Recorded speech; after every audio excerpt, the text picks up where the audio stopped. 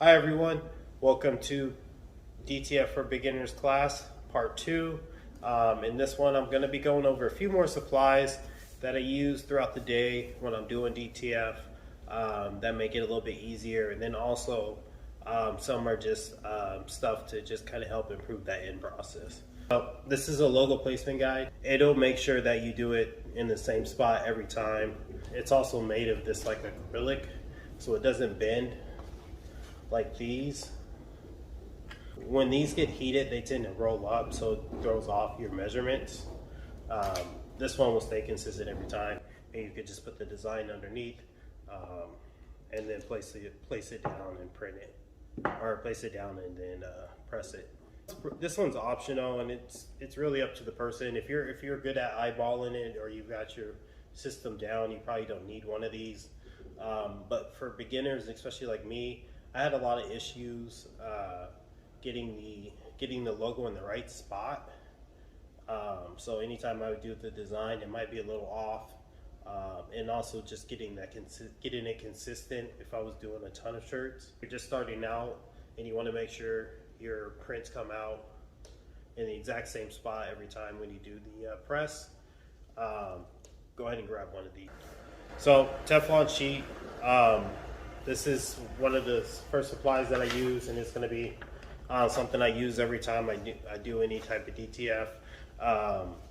What it's used for is when you do your peel and the design is now on the shirt or whatever material you transferred it to, you got to do another press.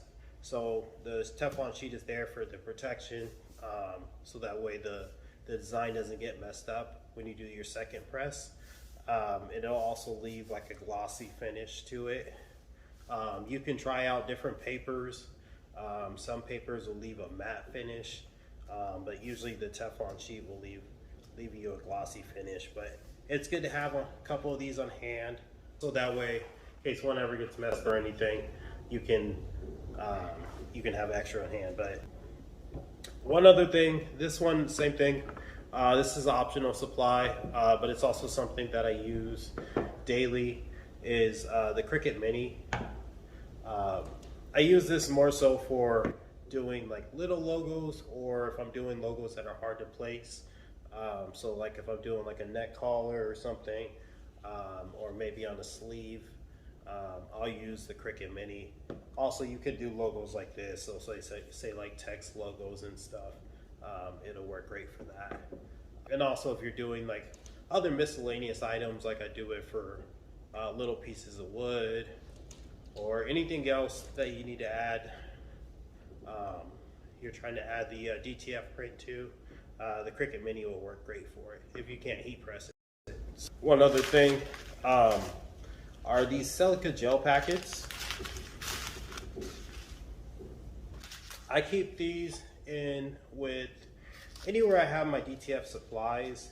So like I keep this in the DTF powder to ensure moisture doesn't get in there.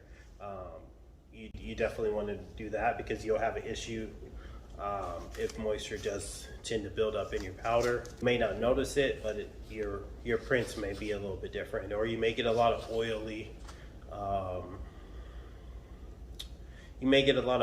residue after you cure your prints. This will help with that. So also keeping the Silica Gel Packets with your prints after you finished, that will also help prevent that moisture from building up in your prints and the humidity.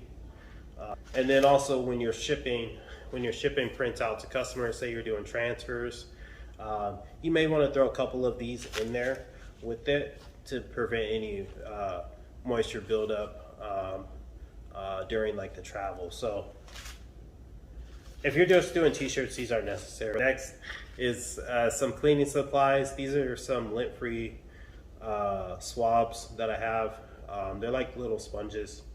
I have like a bigger one, and then I have a small one for getting in little spots that I can't get with the bigger one. And I just use these daily for wiping around the capping station, wiping down the wiper blade, and then anything else that has like DTF ink. These are great for wiping up or for cleaning. Next supply you may want to get is some syringes. These are good for refilling your ink, and if you need to do some cleaning, you can also just use these to pick up anything that you need to. These are great for that. So you want to have a few of them on hand in case you're doing different colors, but I use the same syringe for each color. You just gotta wash it out. But they do tend to break, especially pulling back and forth on the syringe a lot.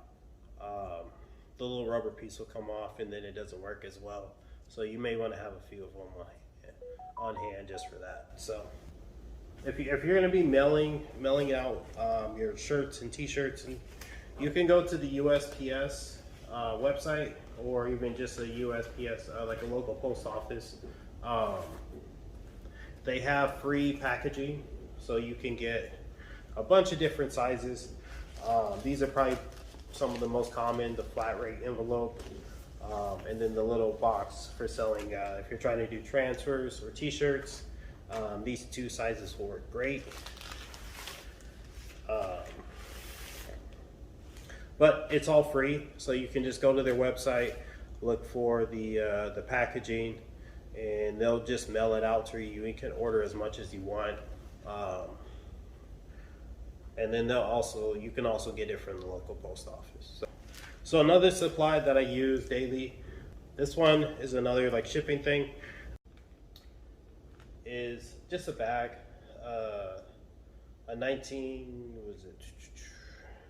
just a big plastic bag for storing the transfers, or when I'm shipping transfers to customers, I want to ship it in some type of protective cover. So this one will fit the 13 by 19 sheet. I believe it's 14 by 20 is the size of this one.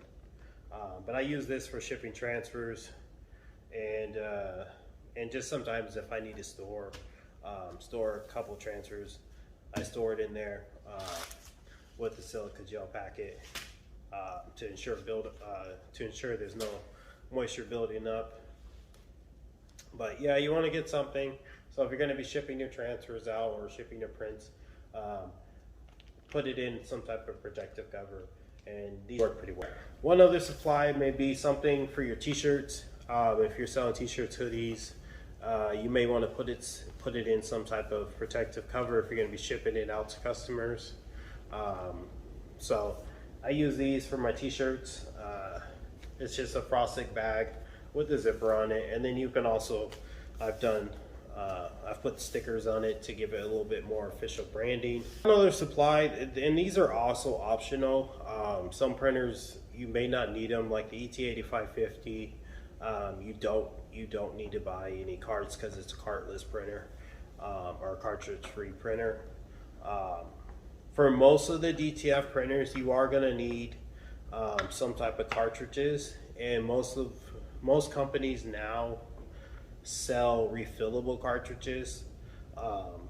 Some printers, like the XP15000, you can use the cards that come with the printer to do DTF printing. You just need to empty them out and then put the DTF ink in there. Or you can buy refillable cartridges and then put your DTF ink in there, where they come empty.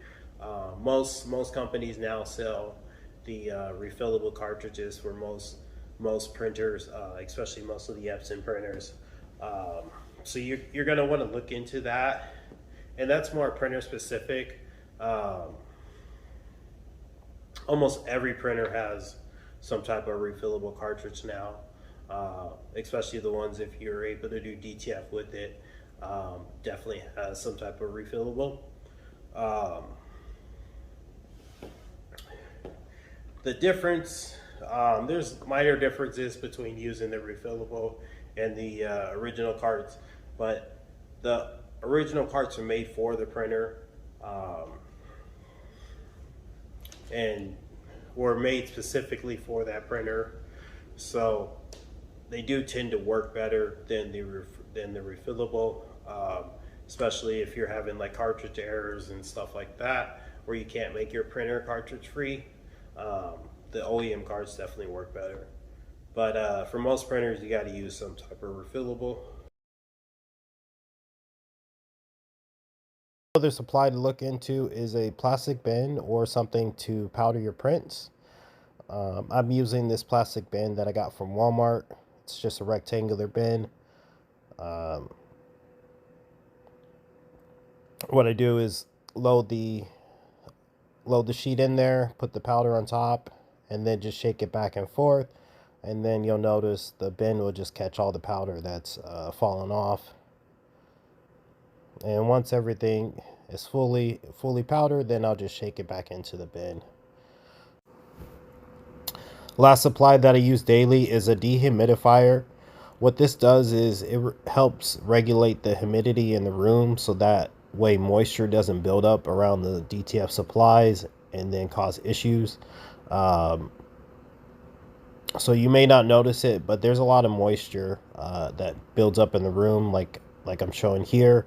All that water is just for moisture that was removed from the room. And so I'll empty this out a couple times a day. It holds a good amount of water, but it still needs to be emptied out every so often. And it's just a great accessory to have. All right, so that does it for part 2 of DTF for Beginners class. Stay tuned for the next episode where I'll be going through printer parts and also some printer vocabulary.